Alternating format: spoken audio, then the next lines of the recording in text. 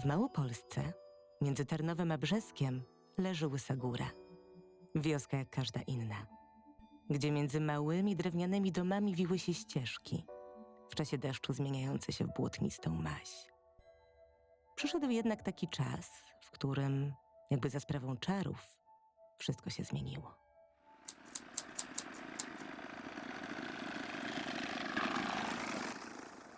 Jesteśmy tutaj na tle domu mojego dziadka Antoniego, oczywiście, i babci Zofii, gdzie można też śmiało powiedzieć, że wszystko miało swój początek. Antoni był jednym z współtwórców przemysłu ceramicznego w Łysej Górze, a początki były takie, że Antoni razem z sąsiadami odkryli złoże czerwonej gliny i stwierdzili, że chcą produkować cegły. Zbudowali piec do wypału cegły, zaczęli wypalać tą glinę. Okazało się szybko, że ona nie jest dobra do produkcji cegieł, jednak z tej cegły powstały 3 budynki w Łysej Górze. I jednym z tych budynków jest właśnie ten dom. Mieściła się tutaj poczta, ale też ośrodek zdrowia. Mieszkali tu artyści, którzy byli sprowadzani do projektowania wzorów produkowanych w kamionce. Więc tak naprawdę wszystko, co odróżniało tą małą miejscowość, miało swój początek w tym domu. W 1947 roku do Łysej Góry powrócił Franciszek Mleczko. Osoba absolutnie kluczowa dla tej miejscowości. Mleczko był nauczycielem, był polonistą, doktorem Uniwersytetu Jagiellońskiego. Po zakończeniu wojny rozpoczął pracę w Ministerstwie Oświaty w Warszawie. Ale był też działaczem ludowym, był PSL-owcem. W tym czasie toczyła się rozgrywka z Polskim Stronnictwem Ludowym. Mleczko, tak jak i inni, musiał opuścić Warszawę. Wrócił do swojej rodzinnej wsi. Wrócił, ale oczywiście nie zamierzał osiąść na laurach. Postanowił wprowadzić Łysą Górę w XX wiek. Zostaje wówczas założona Spółdzielnia Pracy i Użytkowników, czyli późniejsza Kamionka. Spółdzielnia jest początkowo spółdzielnią wielobranżową. Jest tam dział krawiecki, tkacki, produkowane są buty. Przyjeżdżają garncarze, którzy toczą doniczki. Wcześniej wypalane w piecu polowym są cegły. Ponieważ Mleczko wpadł na pomysł, aby wykorzystać glinę. Przekleństwo Łysej Góry stało się jej największym skarbem. Franciszek Mleczko miał życie pełne różnego rodzaju zajęć. Z jednej strony był pedagogiem, nauczycielem, z drugiej zaś strony miał tą swoją część taką organizatorską, menedżerską. Umiał zmienić to miejsce, w którym się urodził, Łysą Górę, wówczas bardzo nowoczesny ośrodek. Dziadek, kiedy organizował tutaj jakiekolwiek wydarzenia, czy organizował szkołę, spółdzielnię Kamionka i tak dalej, nie sądził o tym, na pewno nie myślał o tym jako o organizacji wsi modelowej, tylko raczej, myślę, był skupiony na tym, żeby poprawić życie, jakość życia ludzi, którzy tutaj mieszkali i jednocześnie implementację jakichś nowoczesnych narzędzi, typu na przykład elektryfikacja, gazyfikacja. Ja myślę, że to wykraczało daleko poza jakiekolwiek ramy czegoś, co moglibyśmy określić wsią modelową. Wyobrażam sobie, jak mogło to wyglądać, kiedy przychodziło się do kogoś, kto uważał, że elektryfikacja to samo zło, na przykład, albo po co to komu potrzebne, skoro tyle lat żyjemy bez prądu. A tutaj trzeba kogoś namówić na to, żeby zgodził się ustawić słup na swojej działce, albo poprosić ludzi, żeby zebrali się i kopali, nie wiem, gazociąg. To myślę, że musiał być moment taki, że trochę patrzono na niego jak na osobę jakąś niespełna rozumu, do momentu, w którym z kolei był w stanie porwać też tłumy. Samo to, że właśnie wszystko, co robił, zawsze robił z Łysą Górą w sercu. I to było jedyny właściwie cel.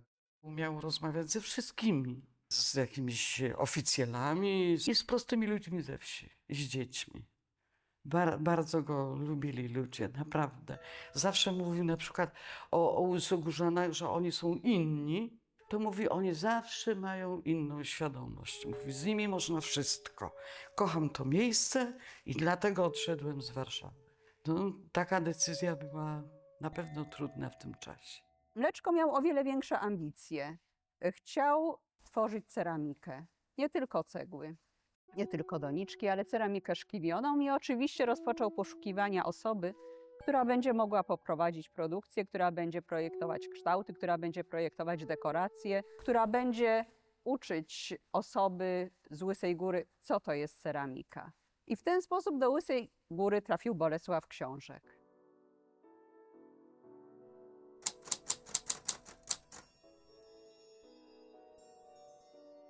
Bolesław Książek był ceramikiem, wywodził się z rodziny robotniczej, jego ojciec był hutnikiem szkła.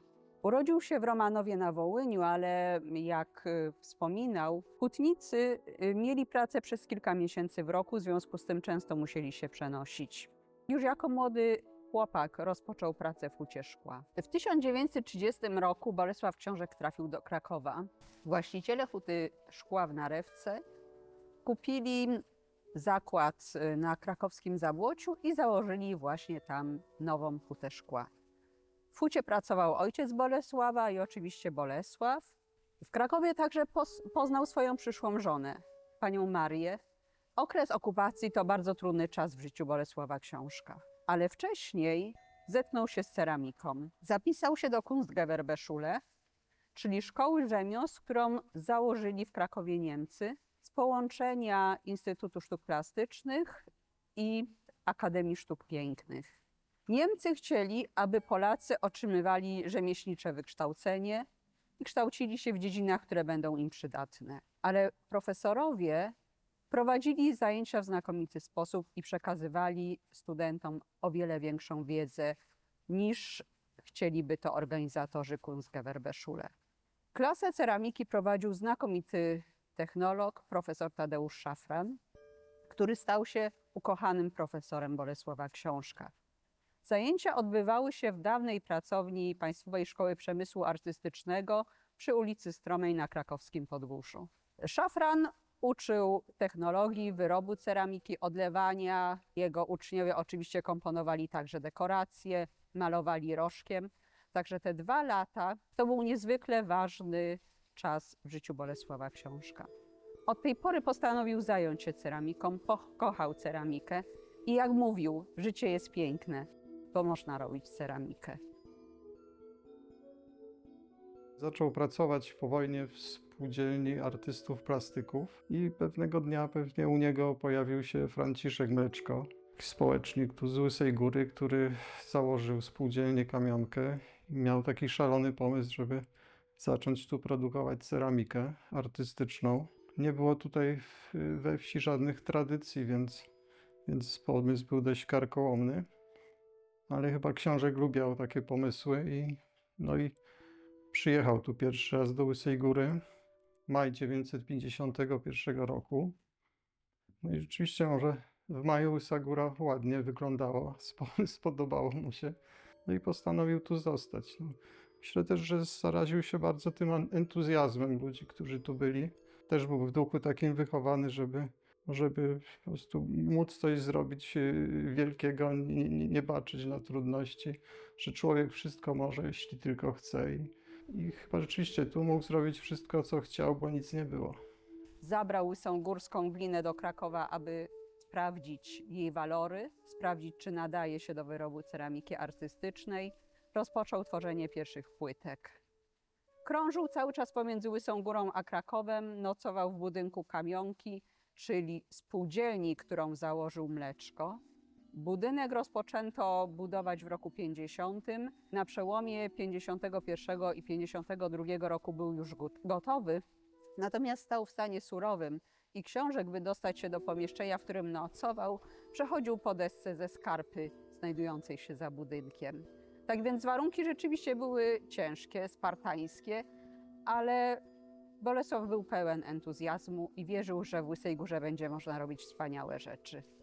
Pierwsze szkliwione wyroby wyszły z pieca 4 października 1951 roku. Natomiast na przełomie 51 i 52 roku pierwsze wyroby mające charakter artystyczny, a więc nie tylko szkliwione, ale także dekorowane rożkiem. Rożek to takie tradycyjne narzędzie garncarskie, idące gumową gruszką, do którego wlewało się płynną angowę, czyli rodzaj glinki, która mogła być zabarwiona. I właśnie tą gruszką dekorowano czy to płytki, czy talerze, czy wazony. Bolesław Książek i Franciszek Mleczko zabrali te niedoskonałe jeszcze wyroby do Warszawy i pokazali je Zofii Szydłowskiej, założycielce i prezesce Centrali Przemysłu Ludowego i Artystycznego, czyli znanej wszystkim Cepeli. Była to instytucja powołana w 1949 roku w celu opieki i koordynacji przemysłu artystycznego i ludowego. Wyroby kamionki bardzo się spodobały, a Łysogórska Spółdzielnia otrzymała dotację.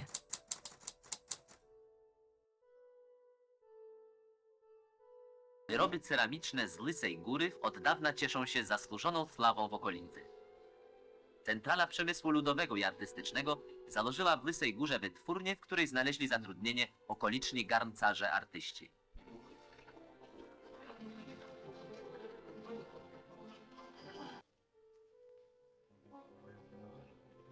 Nad stroną artystyczną produkcji lysogórskiej czuwa plastyk Bolesław Książek. Tanie i estetyczne wyroby codziennego użytku, takie zadanie postawiła przed ceramikami z Lysej Góry popularna Cepelia. Spółdzielnia Kamionka w Łysej Górze oczywiście działała w strukturach cepeli. Była to potężna instytucja, która rozwijała się w kolejnych latach. Należały do niej liczne spółdzielnie, w tym właśnie Spółdzielnia Kamionka w Łysej Górze. Ale rok 52 jest ważny jeszcze z dwóch powodów. Pierwszy to oficjalne otwarcie, inauguracja istnienia Spółdzielni Kamionka. 22 lipca 1952 roku. Ten dzień wiąże się z marszałkowską dziennicą mieszkaniową, gdzie Łysa Góra zrealizowała wyjątkowe prace.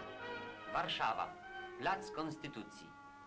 Zaledwie kilka tygodni upłynęło od lipcowego święta, kiedy Warszawa ujrzała pierwszy fragment MDM-u. Początek pięknej, wielkiej stolicy. Jest czym nacieszyć oczy. Jest z czego być dumnym. Wybitni polscy artyści, plastycy i rzeźbiarze pracowali nad ozdobą i pięknem nowego Śródmieścia. Zamówiono spółdzielni wyrób płytek ceramicznych, które miały ozdobić ściany barów na MDM-ie.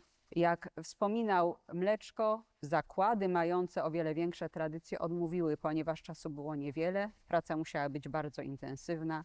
Jednak Łysogórzanie podjęli się tego zadania. Książek uczył dziewczęta malować rożkiem, wymyślał wzory, wymyślał dekoracje. Sam komponował, tworzył także większe płyty, które miały znaleźć się w barach, na przykład przedstawiające okręty, a dziewczyny malowały rozety, koniki, kurki, krówki, rozmaite zwierzęta, które trafiły potem na ściany barów na MDM-ie. Po kilku dniach takiego mojego malowania przyszedł sprawdzić moje wyroby i poglądał, uśmiechnął się i mówił: a to dobrze. A ja byłam szczęśliwa, bo to był kierownik, a jeszcze wielki artysta. On wymyślał właśnie wzory do malowania i przekazywał malarkom. I najczęściej były to motywy takie roślinne, gdzie były kwiatki, listka, listeczka. Malowałam to gruszką gumową, gdzie zawarta była pobiałka. Pobiałka to była zwykła glina, zabarwiona poszczególnymi tlenkami. Koguty lubiałam, sarny lubiałam, jak ze zwierząt, i lubiałam te kwiatki. I lubiałam malować po prostu na takich dużych wyrobach ceramicznych, gdzie flakony, gdzie się mogłam wtedy rozmalować. Przez wiele lat wydawało nam się, że nic nie pozostało z tej pierwszej dużej realizacji łysogórskiej. Natomiast w roku 2021 odsłonięto spod paneli PCV płytki łysogórskie ściany baru Złota Kurka, właśnie przy Placu Konstytucji w Warszawie. Wnętrze to zostało wpisane do rejestru zabytków. Do Warszawy trafiło ponad 10 000 płytek. Natomiast to były dopiero początki, w związku z czym oczywiście w Łysej Górze wyprodukowano ich o wiele więcej. I te, które nie przeszły kontroli jakościowej, trafiły na ściany szkoły w Łysej Górze. Pokryła je barwna lamperia, nazywana popularnie łysogórską łączką. Odrzuconymi płytkami pokryto także korytarz w bibliotece w Bochni. Kilkanaście czy kilkadziesiąt trafiło także do jednej ze szkół w Tarnowie. To było rzeczywiście kluczowe, że tyle kobiet pracowało w Spółdzielni Kamionka w Łysej Górze. W pewnym momencie stanowiły one aż 60% zatrudnienia. Gdyby nie to, że w Łysej Górze powstała spółdzielnia, to pewnie większość z nich w ogóle nie miałaby pracy. Tak mogły się rozwijać. Malowane przez nie obiekty trafiały do sklepów, trafiały do mieszkań, a artyści warszawscy, którzy przyjechali do Łysej Góry, zachwycili się pracowniczkami spółdzielni. Krzysztof Henisz wręcz wspominał, że jeśli chodzi o wygląd i ubranie, to przypominały studentki Akademii Sztuk Pięknych w Warszawie, a więc dziewczyny słynące z elegancji.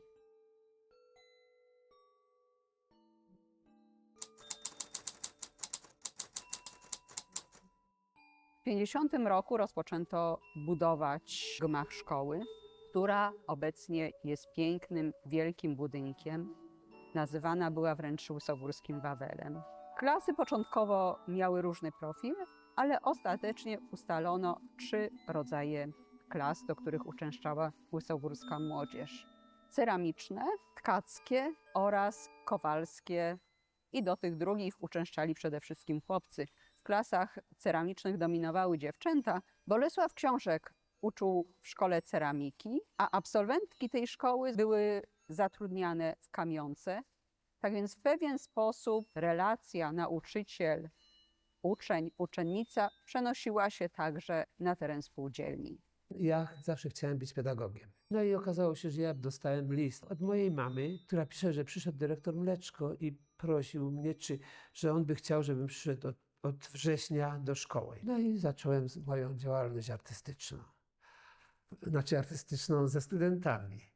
Bo jako artysta miałem poniedziałki wolne na pracę twórczą, więc dojeżdżałem do Krakowa, tam brałem udział w tych wszystkich zbiorowych wystawach i tak dalej. Ja tutaj uczniom starałem się przekazać jak najwięcej mogłem z tego, co mogłem. Bo to przecież były moje pierwsze kroki. Szkoła była bardzo ciekawym ośrodkiem kulturalnym, że tak powiem, bo była pani Tosia Wilczek, która tutaj prowadziła tkactwo. Pani Śliwka, bardzo ciekawa osobowość, też tkaczka. Pan Jakubowski, który prowadził ceramikę, rysunek, on właściwie był alfą i omegą. Tutaj była szkoła zawodowa i technikum. Szkoła zawodowa oczywiście brała z kamionki glinę. Natomiast technikum musiało brać z różnych innych zakładów albo robić sama, ponieważ w technikum w programie był fajans, była porcelana, była kamionka, były różne inne materiały, których w kamionce tutaj nie było. W związku z tym studenci właściwie nawet mieli praktyki tutaj w zakładzie pracy, studenci z technikum. Chodzili na praktyki, więc tam wiele rzeczy, które powstały i potem znajdują się gdzieś w Polsce, to jest zrobione w kamionce, to być może, że zrobione przez studentów, jak byli na praktyce. Tutaj w lokalnej społeczności ta kamionka bardzo długo funkcjonowała, ponieważ zarówno ja, jak i moja córka jeździłyśmy na szkolne obowiązkowe wycieczki do kamionki, gdzie pokazywano nam sale produkcyjne, przechodziłyśmy przez wzorcownię, malarnię i na końcu sklep oczywiście. I była to wielka przygoda i to były właściwie takie pierwsze lekcje edukacyjne, które już wtedy prowadzono na terenie tego zakładu. Pamiętam mieszkanie nasze, kiedy nie było kanalizacji, było wiadro z wodą. Potem nagle przeprowadzaliśmy się do mieszkania tu w szkole. Już była woda, szybko była telewizja, mieliśmy teatr w kamionce, mieliśmy kino, mieliśmy pocztę. Naprawdę, taka sobie wieś, ale nietypowa. Entuzjazm udzielił się wielu ludziom. Powstały różne takie inicjatywy kulturalne i sportowe. Działał tutaj teatr kukiełek, taki zwykły teatr, chór. Przyjeżdżały teatry z Krakowa, z Tarnowa. Było kino. Rzeczywiście sporo się tu działo. Tu mieliśmy naszą świetlicę, ukochaną, bo tu wszystko się zadziało, wszystko. Tu mieliśmy film, tu mieliśmy teatr. Przede wszystkim był zespół, były próby i to wszystko nas scalało. Cieszyliśmy się ogromnie tym. I to była taka nasza rodzina. I dancingi ukochane. Zazdrościli nam okoliczne wsie, nawet miasteczka, bo u nas była od zawsze gaz i woda. Spółdzielnia Kamionka w latach 50. bardzo się rozwijała. Zadecydowano więc, że musi powstać także nowy zakład. I rzeczywiście wybudowano nowy budynek mający duże, jasne sale, a w starym budynku Kamionki znalazł się gabinet prezesa, a także sala, w której organizowano rozmaite spotkania, spektakle, dancingi. Ćwiczył tutaj także zespół Kamionka, który powstał w Łysej Górze. To zespół reprezentujący kulturę krakowiaków wschodnich, występujący w rozmaitych miejscach w Polsce, w radio, w telewizji. Maria Książkowa, Bolesław Książek, a także ich córki występowali również w zespole Kamionka. W zespole się znalazłam mając niespełna 8 lat. Znalazłam się z potrzeby po prostu bycia, dlatego że lubiłam zawsze od dziecka śpiewać, tańczyć, a powstały zespół bardzo się prężnie w tych latach rozwijał. Należałam do zespołu aż do 79 roku i przez ten czas były różne wyjazdy, często na coroczne cepeliady, ale zespół po prostu był bardzo rozsławiony już poza granicą wtedy, bo zespół powstał w 1953 roku z założenia dyrektora Franciszka Mleczki. Franciszek Mleczko później wypatrzył pana Józefa Wróbla, bardzo utalentowanego muzycznie człowieka, który pisał sam piosenki, komponował, był wyuczonym muzykiem, grał na skrzypcach i on przejął po prostu całe kierownictwo nad zespołem. Za jego właśnie kadencji powstało bardzo dużo takich ludowych piosenek, przyśpiewek, które po prostu zostały spisywane przez dzieci, dowiadując się od rodziców swoich, jak to na dawniej się śpiewało na weselach, jakie były przyśpiewki, jakie były melodie. Takim sposobem po prostu powstawały u nas właśnie te tańce i śpiewy regionalne. Kiedy zmarł Józef Wróbel w 1978 roku, bo kierownictwo zespołu przejął Zbyszek Kural. To był właśnie jeden z najlepszych w zespole tancerzy.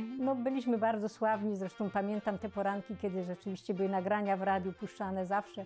Kamionka, Łysa Góra, to serce inaczej drżało.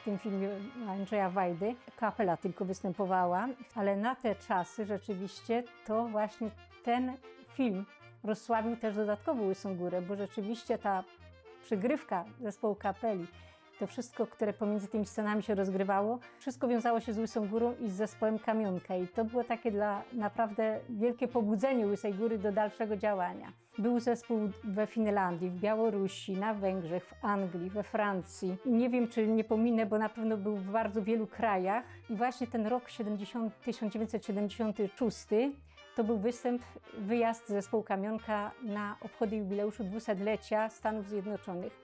Akuratnie w tym czasie Polonia amerykańska zapragnęła właśnie oglądać nasze polskie zespoły i między innymi właśnie zespół Kamionka był wyróżniony i zaproszony na ten występ. Ale w zespole Kamionka muszę powiedzieć, że bardzo dużo osób się przewijało, bo to było po prostu właściwie zespół pokoleniowy. Jak mama i tata należeli rodzice, to później zwykle dzieci należały do zespołu, później ich wnuki.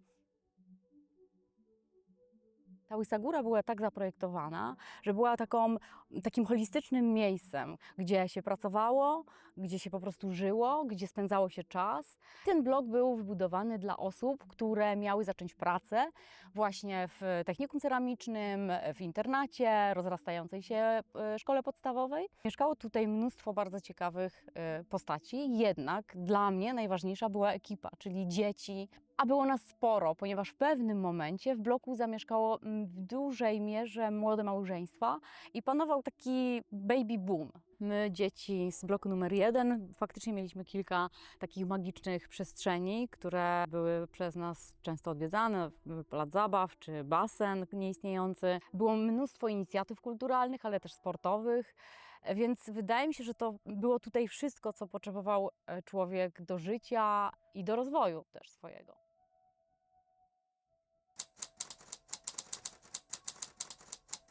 Książek już w głowie dużo wcześniej miał tą ceramikę architektoniczną, no bo te płytki dla MDM-u, no to też była jakaś ceramika architektoniczna. Nie było tu specjalnie warunków w Łysej Górze, bo były takie niewielkie piece opalane węglem. Przy jakichś dużych realizacjach ważna jest technologia, żeby utrzymać jakość w dużej ilości powtarzalnych elementów. Więc dopiero w 1959 roku, jak powstała nowa hala produkcyjna z piecami tunelowymi, to nadarzyła się taka okazja, że można było tą ceramikę robić. No i akurat trafił tu artysta z Warszawy, malarz Krzysztof Henisz. Malował obrazy takie trochę przestrzenne. Ktoś doradził mu, że to dobrze by wyglądało też w ceramice i przyjechał tutaj razem z Madejskim do Książka.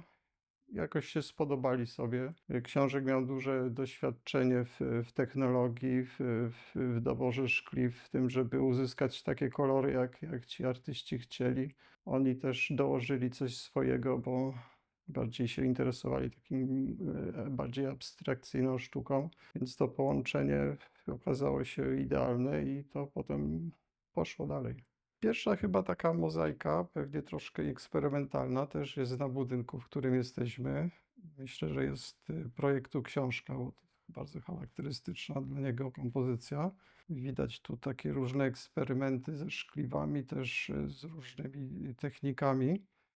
Prace, które stworzyli Henisz, Madejski oraz Książek, zostały pokazane na wystawie w Pałacu pod Blachą w roku 1960. To kolejny niezwykle ważny rok w historii spółdzielni, a także w życiu samego Bolesława Książka, ponieważ wiosną tego roku artysta miał swoją pierwszą indywidualną wystawę w Muzeum Okręgowym w Tarnowie, a 6 maja 1960 roku została otwarta wystawa eksperymentu łysogórskiego właśnie na dziedzińcu Pałacu pod Blachą w Warszawie. Z boku ruiny nieodbudowanego jeszcze Zamku Królewskiego w Warszawie, Pałac pod Blachą, a przed nim i z boku specjalne stelaże, na których zawisły kompozycje wykonane przez 3 artystów. Franciszek Mleczko pękał z dumy, Bolesław Książek oczywiście również. No i także artyści warszawscy byli zadowoleni, ponieważ relacje prasowe, recenzje były znakomite. O wystawie wypowiadali się dziennikarze, zachwycali się nimi architekci, którzy widzieli wielkie możliwości umieszczenia ich w projektowanych przez siebie budynkach. Każdy z artystów nieco inaczej podszedł do zadania. Kompozycje Krzysztofa Henisza określano jako niezwykle malarskie, był zresztą artystą-malarzem. Kompozycje Zygmunta Madejskiego były bardziej zgeometryzowane, natomiast Bolesław Książek, wybitny technolog, tworzył kompozycje impresjonistyczne, pełne blasku, pełne lśnienia, pełne koloru. Zresztą, jak mówił Henisz, maluje się kolorami, które człowiek widzi. Natomiast w ceramice operuje się kolorami, które sobie człowiek wyobraża. Tak więc była to taka trochę magiczna działalność, czarodziejska. Stąd też i Łysą Górę, i Bolesława Książka nazywano czarodziejem czy czarodziejską wioską. Do Łysej Góry zaczęli zjeżdżać tłumnie artyści, którzy otrzymywali zlecenia na konkretne projekty. Ich realizacja była ciężką fizyczną pracą. Artyści rzeźbili ręcznie, na kolanach, wciskając się w wąskie ścieżki wytyczone między położonymi na podłodze płytami. Po nałożeniu szkliwa musieli je dwukrotnie wypalać. Wszystkie szkliwa były popielate, więc najwięcej emocji wzbudzał wyjazd płyt z pieca i widok ich w pełnej krasie kolorów i blasku. Nad wszystkim oczywiście czuwał Bolesław Książek, a także Jerzy Sacha, druga ważna postać w Łysej Górze. Łysogórzanin, absolwent Wydziału Rzeźby Krakowskiej Akademii Sztuk Pięknych, twórca zarówno projektów użytkowych, jak i rzeźb ceramicznych i wyrobów unikatowych. Miałem w towarzystwie artysty plastyka pierwszego z Kamionki Książka. To był bardzo zdolny człowiek i miał ogromnych kompozycji, całą moc. Nadzorowało się nad ich wykonaniem, całą technologię, całe te umiejętności. To wszystko, to się tu świeci, to musiało być palone w określonej temperaturze, wysoko. Bo jakby było niedokładnie zrobione, to w piecu po wypale się bańczyło i nie było takiej gładzi. I doprowadziło się do tego, że wszystko się opanowało w perfekcie. Mieliśmy taki piec maszyny, który dawał 33 cm na 60, prawie takie płyty. O. I z tego robiło się kompozycje z takich płyt. Naczynia to ja specjalnie mnie tam nie interesowały, no ale nie naczynie, ale takie formy unikatowe. Co ja tych zrobiłem setki. Wszystko. Albo do Niemiec, albo wszystko zabierali, no.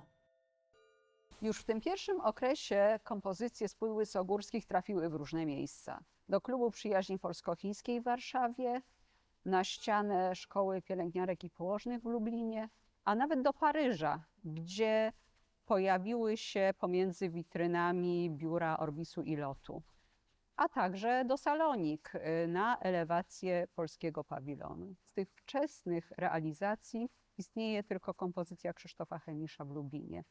To były bardzo drogie i kosztowne eksperymenty, jeżeli chodzi o materiały, o technologię. Dzisiaj byśmy większości z nich w ogóle nie mogli przeprowadzić z uwagi na szkodliwość materiałów, tlenki metali ciężkich, między innymi ołowiu, więc nie powstałyby w dzisiejszym czasie tego typu mozaiki i płyty ceramiczne. Co jest istotne, żeby powstały duże realizacje architektoniczne, musiał być sponsor, więc z jednej strony były to instytucje kościelne i dlatego ceramika z Łysej Góry i mozaiki znajdują się w obiektach sakralnych, w kościołach, w domach katechetycznych, parafialnych. Z drugiej były to instytucje publiczne, urzędy stanu cywilnego, kina, kawiarnie, ale kawiarnie przy instytucjach, w Tarnowie przy Teatrze Solskiego czy przy kinie Marzenie. Były to hole, westybule, były to znowu baseny, jak na przykład basen w Mościcach, czyli duży sponsor, bardzo duże realizacje. Artysta, który otrzymywał zlecenie na wykonanie danej kompozycji, przedstawiał projekt, który musiał być zatwierdzony. Był on oceniany. W realizacji pośredniczyły pracownie sztuk plastycznych. Odbierano potem oczywiście także gotową kompozycję i odpowiednio ją oceniano. Tak więc nie była to żywiołowa działalność, wszystko było uregulowane, były cenniki, które normowały wynagrodzenie osób pracujących nad kompozycjami.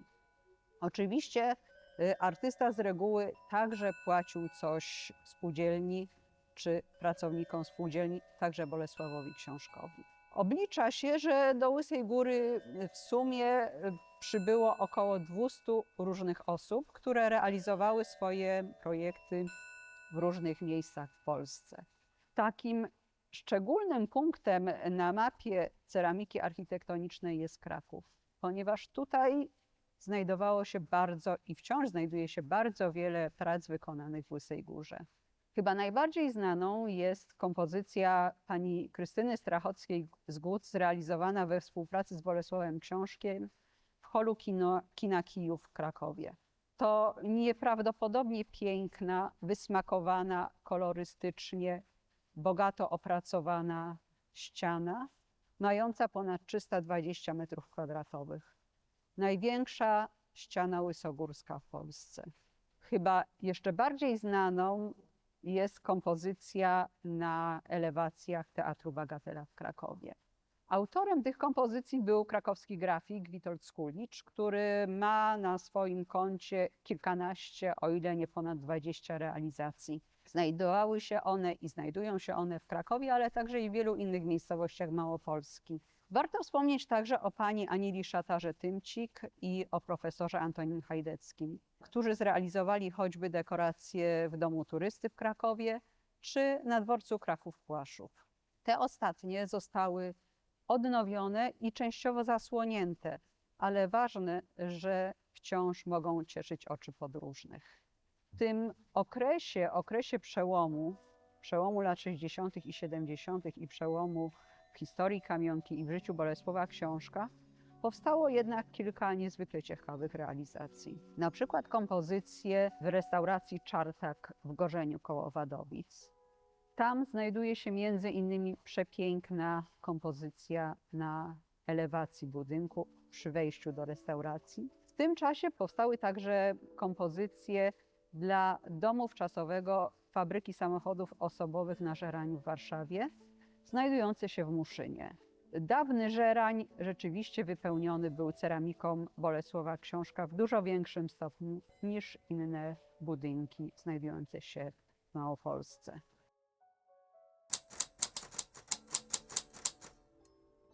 Do Łysej Góry przyjeżdżało wielu artystów, którzy realizowali tam swoje projekty. Natomiast w pewnym momencie ich obecność na terenie spółdzielni zaczęła uwierać. Pojawił się jakiś problem i pomysły, aby artyści dostarczali jedynie projekty, które mieli realizować pracownicy spółdzielni.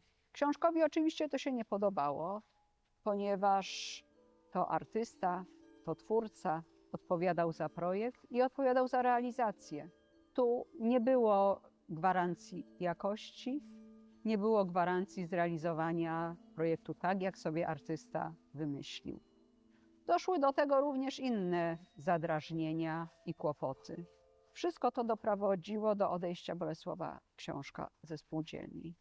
Warto wspomnieć, że bardzo przeżył to odejście, bo związał się z tą kamionką całym swoim życiem i to traktował jako swoje dziecko i bardzo był rozżalony, że musi odejść. To jego życie też się mocno zmieniło od tego momentu. Zaczął działać sam, stworzył sobie pracownię w swoim domu. Znaczy, nie było już takich możliwości jak tu w kamionce, bo te piece były mniejsze i mógł robić tylko mniejsze formy, ale chyba się w tym odnalazł i był potem bardzo szczęśliwy, że ma taką dużą swobodę. Troszkę zmieniła się ta technologia też wyrobu tych płyt. Bardziej odszedł od tej takiej ludowej sztuki. Najpierw tworzył bardziej abstrakcyjne obrazy, potem bardziej takie roślinne, inspirowane naturą. Bolesław Książek odszedł z kamionki, natomiast spółdzielnia działała nadal. Poszukiwano osób, które mogłyby pracować na jego miejsce. Oczywiście w kamionce działał Jerzy Sacha, ale na początku lat 70. trafiła do spółdzielni także Nadzieja Kowalów. Była to artystka wykształcona na Uniwersytecie Mikołaja Kopernika w Toruniu, związana wcześniej ze spółdzielnią w Półtusku. Przybyła do Łysej Góry i stworzyła własną ceramikę, własne projekty, odbiegające od tego, co powstawało w kamionce wcześniej. Tworzyła naczynia asymetryczne, często pokrywane ciemnymi, czarnymi szkliwami.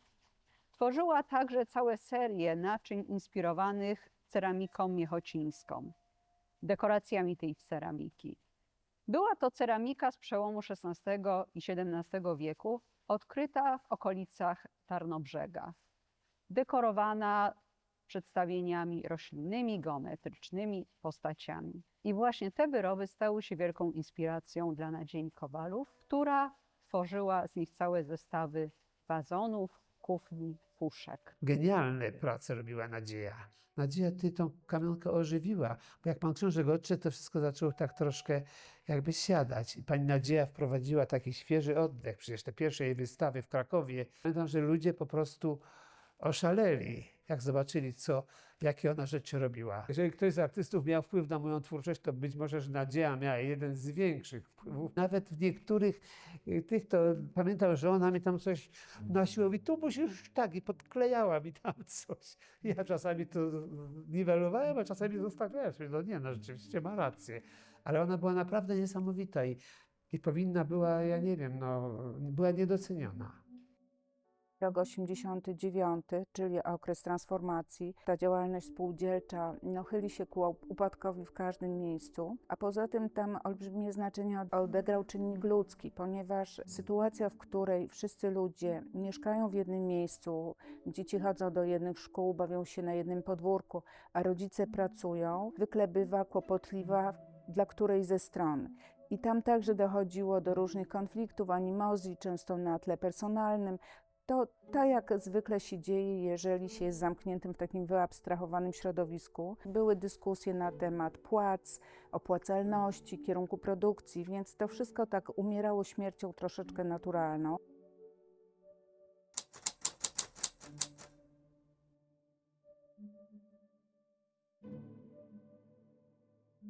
Przełom lat 80. i 90. był niezwykle trudny dla spółdzielni Kamionka. Zmiany w Polsce sprawiły, że sytuacja wielu zakładów, zwłaszcza spółdzielni, stała się trudna.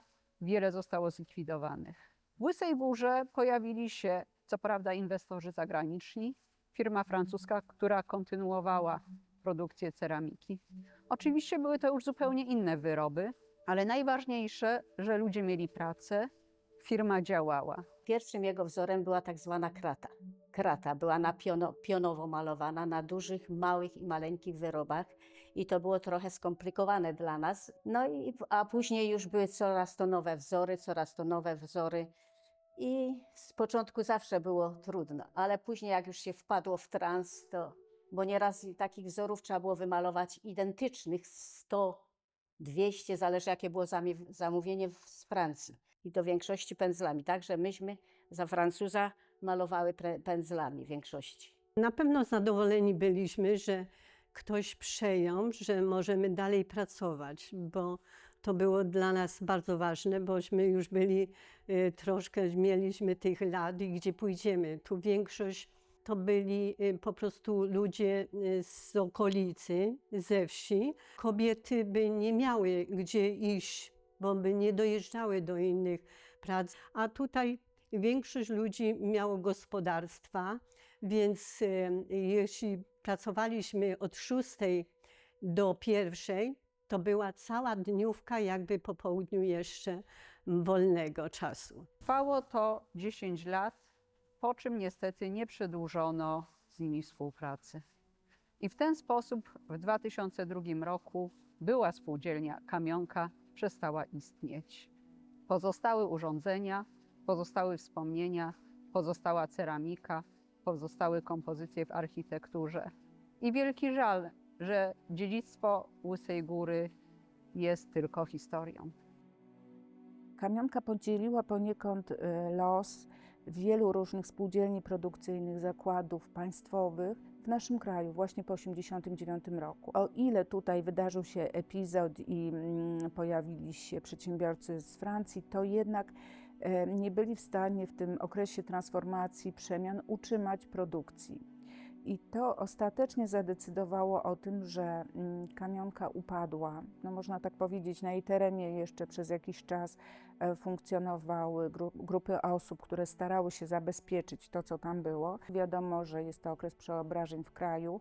Wiadomo, że też nikt nie bardzo ma pomysł, co zrobić z tą wielką schedą, która się tam znajdowała, bo jeszcze około 2015 roku była tam wzorcownia, czyli wielkie przestrzenie zajęte formami ceramicznymi. Brakło w pewien sposób osoby, która by konsekwentnie zajęła się zabezpieczeniem tego wielkiego dziedzictwa, bo wtedy wydawało się to nieznaczącym przedmiotem, a dzisiaj wiemy, że to była na przykład forma ceramiczna, którą wykonał, zaprojektował określony artysta plastyk. Później wszystko zawaliła chińszczyzna. Tak. I zawsze mówił prezes Jan Mleczko, że gdy będzie zbyt, będzie wszystko. Będziemy pracowali, a gdy nie będzie, no to nie będzie. I tak się stało. I tak się stało, że później już zbytu nie było, bo no nie chcieli ludzie. Było drogie, a chińszczyzna była bardzo tania, no i kolorowa taka, no. No i tak. Okoleciało. Okoleciało. Nadszedł również trudny czas dla kompozycji ceramicznych, które uznawano za relikty PRL-u. Pojawiła się nowa estetyka, materiały, które szturmem zaczęły wypierać mozaiki. Te zaś skuto, zdewastowano, zamalowano. Nie ma już kinu Ciecha, Apollo w Krakowie i Mozaik. Zlikwidowano kompozycje ceramiczne w Urzędzie Miasta w Brzesku czy tamtejszym kinie Bałtyk. Czasem los dla mozaik był łaskawszy. Zasłonięte różnymi płytami przetrwały trudny czas. Są odnajdywane, odsłaniane. Choćby jak ta w dawnym krakowskim barze Bistro, obecnie piekarni. Można wspomnieć choćby o dawnym domu wczasowym Kolejarz w Muszynie Złockiem. Udało się także przenieść kilka kompozycji. Fryz, znajdujący się w budynku w biurowcu przy ulicy Szlak w Krakowie, został przeniesiony na zewnątrz. Został zakonserwowany, odczyszczony i dziś możemy cieszyć się jego widokiem. Podobnie ściana w Zakładzie Przyrodoleczniczym w Szczawnicy została zdjęta przez ekipy konserwatorskie Muzeum Narodowego w Krakowie i mamy nadzieję, że kiedyś zostanie wykorzystana, osadzona na ścianie jednego z muzealnych budynków. Wspaniałym przykładem dbałości o nasze wspólne dziedzictwo jest kino w Grybowie, Kino Biała. Tam znajdują się dwie kompozycje zaprojektowane, wykonane przez Witolda Skulicza. Wspaniała mozaika z elementami rzeźbionymi w holu na parterze oraz dekoracyjny, mocno powycinany fryz na piętrze. Na początku 2000 lat jeździłam nawet z muzeum w Tarnowie i z zaprzyjaźnionymi osobami i można było w sklepie przyfabrycznym kupować po prostu za niewielkie pieniądze rarytasy. No niestety większość z nas nie miała wtedy świadomości, że to jest rzeczywisty koniec kamionki, bo należało to albo wykupić w dużej mierze do muzeum, albo po prostu wybrać spośród tych przedmiotów te najcenniejsze. No, udało się nam na własne potrzeby, do własnych celów zakupić kilka przedmiotów bardzo ciekawych, dobrych. Z kolei do Muzeum Ziemi Tarnowskiej wygrzebałyśmy właśnie w tych różnych rozproszonych obiektach wspaniałe talerze malowane przez artystki z Zalipia, które są obecnie w muzeum. I były tam dosłownie takie prawie że białe kruki, tylko że w którymś momencie to się skończyło, urwało i właściwie nastąpił całkowity zmierzch działalności kamionki. Miałam przyjemność razem z panią Bożeną organizować wystawę poświęconą Bolesławowi Książkowi, ceramice architektonicznej w tarnowskim BWA. I to także, myślę, zapoczątkowało takie dobre myślenie o tej ceramice, co do której nie zawsze mieliśmy takie pozytywne nastawienie i szacunek, bo często było tak, że to, co było z CPN, no niestety nie cieszyło się naszym uznaniem.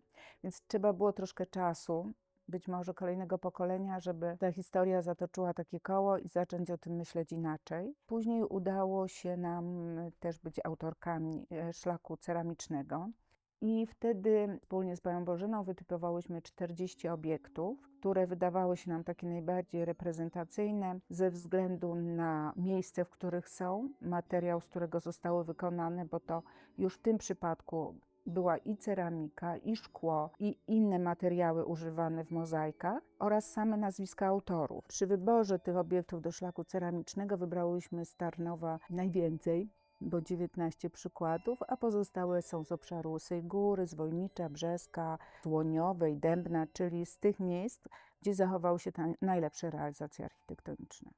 Od kilku lat widzimy bardzo duże zainteresowanie ceramiką łysogórską. Organizowane są wycieczki, które docierają do wielu miejsc ozdobionych kompozycjami, ale także ceramika, wyroby ceramiczne, talerze, wazony, komplety do miodu, komplety do wina pojawiają się w licznych kolekcjach. Uważam, że kolekcjonowanie to jest forma szaleństwa. To tak naprawdę potrzebuje 1000 talerzy ze spółdzielni Kamionka Łysa Góra na przykład. Zaczyna się od jednego przedmiotu, który przyciągnie naszą uwagę, zachwyci nas. Wchodzimy w temat coraz głębiej i okazuje się, że tych przedmiotów pożądania jest coraz więcej, że są różne formy, różne kolory, różne światy, w które warto wejść. Mój pierwszy talerz, który mi się bardzo spodobał, wydał mi się bardzo nowoczesny, bardzo ciekawy, jak na przedmiot wykonany w dosyć skromnych warunkach, w trudnym czasie. Nie wiem, po prostu mnie zachwycił. No i potem to już poszło. Potem był kolejny i kolejny. W czasach swojej świetności, w latach 60., powiedzmy, w okolicach, ta ceramika była doceniana, była kupowana, była eksponowana w domach. 10-15 lat temu kolekcjonerzy, wydaje mi się, że wtedy zaczęli ją zauważać. To jest jednak coś fajnego, że nie tylko Włocławek, nie tylko Ćmielów, ale że mała spółdzielnia pod Tarnowem filmowym. Naprawdę robiła fantastyczne rzeczy. No i wiem, że są kolekcjonerzy, jest ich sporo, którzy tą łysogórską ceramikę bardzo doceniają i poszukują. Wielką przyjemnością też jest to polowanie, peranie po sklepach ze starociami, których mamy w Krakowie sporo, bardzo fajnych. I każdy przedmiot ma jakąś swoją historię, też historię nabycia. Bardzo lubię talerz z rybami, który jest niepozorny tak naprawdę. Słyszałam też opinię, że jest brzydki. Absolutnie tak nie uważam, jest przepiękny. Taki sam talerz znajduje się na fasadzie spółdzielni Kamionka w Łysej Górze, na fasadzie budynku administracyjnego. To właśnie ten budynek, ten artefakt stanowi potwierdzenie identyfikacji w tym wypadku. Bo czasem przedmioty łysogórskie trudno zidentyfikować, nie zawsze mają wycisk, nie zawsze mają sygnaturę albo papierową metkę. Często wiem natychmiast, wiem od razu, ale oczywiście to jest takie identyfikowanie na skróty, ale skąd ja to wiem? No, widziałam już tych talerzy, tych obiektów bardzo wiele, więc rozpoznaję glinę, rozpoznaję szkliwo. No i cóż, no i też wiedza kolekcjonerska, rozmowy z innymi kolekcjonerami. Co myślicie? Łysa Góra czy nie?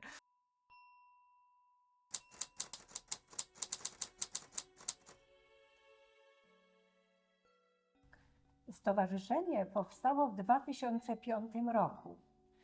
Pomysłodawcą był rodowity Łysogórzanin Roman Czacha. Natomiast zarejestrowane zostało stowarzyszenie pod nazwą Stowarzyszenie Przyjaciół Ziemi Łysogórskiej Kraków w 2006 roku. Zrodził się pomysł wystawy stricte Skarby Łysej Góry i w większości, jak tutaj widać na naszej sali wystawowej, dotyczy większości produktów, które były produkowane w zakładzie ceramicznym Kamionka. Odpowiedź społeczności Łysej Góry nie tylko na ten nasz pomysł był wyjątkowo taki miły, bo spotkał się z aplauzem. A dowodem tego było to, że część eksponatów mieszkańcy i nie tylko Łysej Góry, część przekazywali nam jak na własność stowarzyszenia, część eksponatów wypożyczono na określony czas. Można by rzec, że tak naprawdę drzwi były otwarte dla każdego, kto chciał jakby współtworzyć tą naszą wystawę Skarby Łysej Góry. Wystawa była otwarta w 2016 roku, 11 listopada. Oprócz zaproszonych oficjalnie gości, była cała masa właśnie mieszkańców wsi i nie tylko. I to w jakiś sposób utwierdzało nas, że kierunek działania był dobry. Wystawę można obejrzeć właściwie wtedy, kiedy jest ktoś zainteresowany. Dobrze jest powiadomić nas przynajmniej dzień wcześniej, żeby była osoba, która w jakiś sposób przedstawi tą naszą wystawę. Najchętniej się umawiam z dnia na dzień lub za tydzień, za miesiąc, nie w tej godzinie, choć zdarza się, że w tej godzinie, w tej minucie mówię, zbiorę się, przyjdę za 10 minut. I pewnie pani Janina ma to samo. To samo. Bardzo chętnie wpuszczamy tutaj. Ludzie wchodzą tak niepewnie, ale wchodząc nagle tutaj na wystawę, wszyscy mówią wow. Pani się wzruszyła, bo pani Noskowa nie jest Łysogórzanką. Po prostu ma takie serce, to jest taki społecznik, taka dusza. Wszystkich by tu chciała zaangażować, mnie tu porwać w tą wystawę. Jak przyszła pani do Łysej Góry, miała klasę pierwszą i ja do tej klasy pierwszej chodziłam. To jest nasza wychowawczyni. Skąd nie zainteresowałam się w ogóle samą Kamionką i taką wystawą? Skąd ten pomysł? Mieszkam naprzeciw zakładu. Vis-a-vis mieszkam. Nawet moja mama mówi, jak ty tu wytrzymasz przy tej syrenie wiecznie wyje. Mamo, to jest cały urok Łysej Góry, bo to dotyczy zakładu. A gdzie na wsi jest zakład? Pytam. Mam garść takich wspomnień. Takie dojmujące wspomnienie to jest o tym, jak Wraz z moimi kuzynami, Maćkiem i Sebastianem, panowaliśmy dom dziadka i czereśnie za nim rosnącą, gdzie mieliśmy i bazę, i takie właśnie źródło słodyczy. Dziadek nas zawołał, opiekował się nami tego dnia, zawołał nas właśnie na kakao. Charakterystyczne było to, że zwrócił się do nas po francusku. No i to takie jest właśnie trochę humorystyczne wspomnienie, bo myślę, że wśród licznych dziadka talentów kulinaria akurat się nie znajdowały, bo to kakao to była po prostu woda ciepła z wsypanym gorzkim kakao, nawet nie za bardzo wymieszanym. Nie wiem dlaczego, ale to tak utkwiło jakoś w mojej pamięci, bo pamiętam, że nie chciałem dziadkowi zrobić przykrości, a jednocześnie tego się właściwie nie dało wypić. No takie akurat wspomnienie mi zostało. Ta ceramika wtedy, za mojego dzieciństwa, ta łysa górska, nie do końca mi się podobała. Takie obiekty niewielkie tworzone w technikum ceramicznym były jakby w dosyć ograniczonej gamie kolorystycznej, takich brązach, żółcieniach, musztardowych kolorach. Ja to oczywiście teraz doceniam, ale wtedy nie. Kiedy pojawiła się, tak naprawdę wróciła do mnie ta ceramika, bo faktycznie na wiele lat zapomniałam o tym. Kiedy weszliśmy do Unii Europejskiej, to był 2004 rok, od razu napisałam wniosek, skorzystałam z możliwości wyjazdu z wymiany Erasmus i pojechałam do Walencji, do Hiszpanii i tam zobaczyłam ceramikę. Tam zobaczyłam ceramikę, po prostu się w niej zakochałam. To w ogóle było jak odkrycie czegoś takiego zapomnianego, ale czułam, że to jest coś, co będzie moje. Przyjechałam do domu rodzinnego w Łysej Górze do moich rodziców. Okazało się, że po prostu mamy mnóstwo pięknej ceramiki, również kolorowej. Więc faktycznie od tego momentu zaczęłam to drążyć. Ta ceramika od tego 2004 roku już jest ze mną. To było wyjątkowe miejsce. To był dom pełen sztuki, ceramiki, pamiątek z różnych wycieczek, podróży z Chin, z Egiptu i pracownia, w której było cała masa różnych dziwnych urządzeń, jakichś kulek szklanych, chemikaliów, probówek, wag laboratoryjnych. Dla takiego chłopca kilkunastoletniego to było super ciekawe. Bardzo mocno mam w pamięci ten dom. On już teraz nie istnieje. Jakbym pamiętał każdy szczegół. Pachniał na pewno gliną, pachniał tymi odczynnikami chemicznymi. Dziadek wpadał do pokoju zazwyczaj cały pomarańczowy, wybrudzony ołowiem. Pachniał landrynkami, którymi dziadek słodził herbatę. A w pracowni też czuć było taki charakterystyczny zapach gliny szamotowej i gazu, którym piec był opalany. Dziadek był całkowicie pochłonięty pracą, więc babcia na szczęście się odnalazła w takim związku i sprawiała jej chyba satysfakcję, że potrafi mu stworzyć warunki do pracy i wszystkie takie inne problemy potrafi załatwić, żeby on nie musiał się martwić o inne rzeczy, tylko mógł cały czas tworzyć. Mam takie wspomnienie z dzieciństwa, tej pięknego, kolorowego świata. To nawet nie talerz był pierwszy, tylko wyjazdy do Krynicy i do Muszyny, gdzie jest mnóstwo pięknej ceramiki łysogórskiej w architekturze, w domach wczasowych, głównie w pijalniach. I zawsze mnie ta ceramika zachwycała, pociągała. Wiele lat później dowiedziałam się, że w spółdzielni Kamionka w Łysej Górze były wykonywane piękne murale, mozaiki, które mi się tak podobały i że spółdzielnia Kamionka również produkowała ceramikę domową, talerze, kubeczki, przeróżne przedmioty, wazony, które tutaj widać za mną. Do Łysej Góry trafiłam około 20 lat temu. Zbierałam wówczas materiały do katalogu ceramiki powojennej znajdującej się w kolekcji Muzeum Narodowego w Krakowie.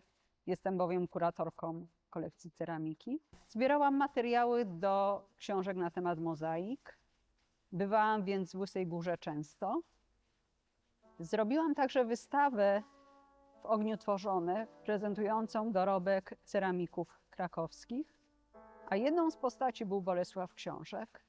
Nie był on zresztą jedyną osobą związaną z Łysą Górą, która pojawiła się na tej wystawie, ponieważ prezentowaliśmy także pracę pani Julii Flis z domu Góral, łysogórzanki, która ukończyła Państwową Wyższą Szkołę Sztuk Plastycznych we Wrocławiu, kierunek ceramiki, a także pana Stanisława Moskały, artysty pochodzącego z Łysej Góry, bardzo ważnej postaci dla tej miejscowości.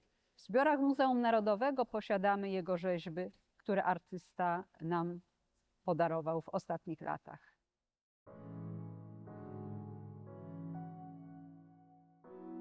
Mozaika z kina Kijów w Krakowie została wpisana na listę zabytków. Odrestaurowano ją, umyto, zaklejono kilkaset dziur i oderwano 54 gumy do rzucia. Autorka, Krystyna Zgód-Strachocka, wspominała, że tworząc ją inspirowała się kosmosem. Przestrzenie międzygwiezdne, podróże kosmiczne, a może, jak widzą inni, pradawne paprotniki i skrzypy? Każdy może dostrzec tutaj to, co podpowiada mu wyobraźnia.